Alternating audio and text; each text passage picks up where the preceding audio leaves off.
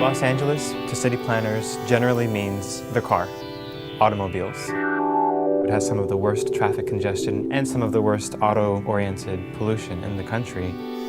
LA tends to be a very image-conscious place, and the auto industry spends over $20 billion a year promoting automobiles. What would happen if transit agencies spent a similar amount promoting mass transit?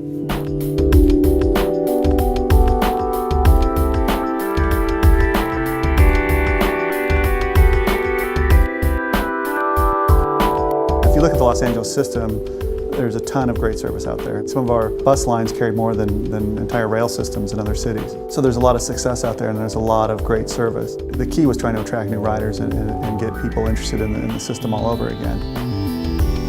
One of the key things in putting the group together and looking at communications was we wanted to make public transportation cool.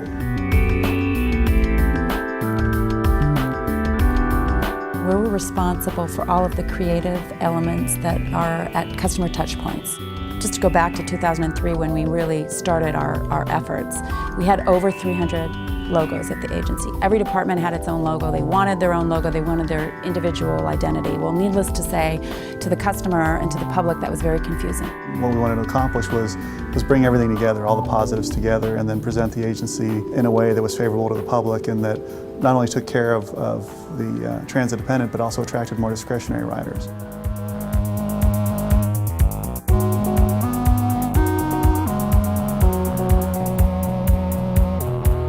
That has been a very successful campaign for us. We call it our opposites or our problem solution campaign. We started off saying, you know, we really do want to position Metro as the solution. So we thought of all these different things that were problems, and then we tried to make Metro and its logo be the solution to all of these problems in Los Angeles. I think the Naughty and Nice campaign is hilarious, showing that cars on the road are not so good and that the bus is like the savior or the hero right now.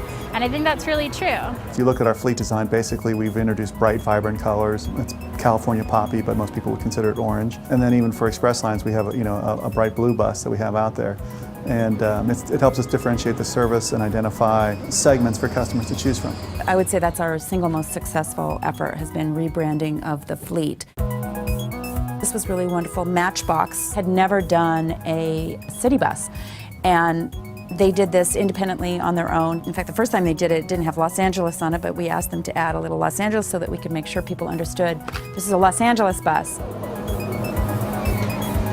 We also have a public art program that brings professional artists in to enhance our stations. I think we have about 300 artists that we've commissioned to date that have incorporated their work throughout our system in really wonderful, often unexpected ways.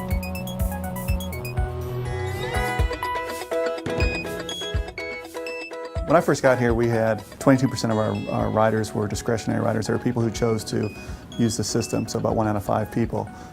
Since we implemented a lot of these communications programs and redesigned our fleet, we've raised that up to 36%. Promoting mass transit more effectively, the image of it, marketing of it, could create a virtuous cycle where better image leads to more ridership, which leads to more demand for service, so more service, and then the additional service then encourages more people to ride it. And this would be a great outcome. It's everything that you do that impacts ridership, and so it's how you present yourself, it's the services you put out on the street, and it's the public perception and more importantly their consideration of using the service. And every indicator we've had, looking at surveys and tracking what we've done, has been positive.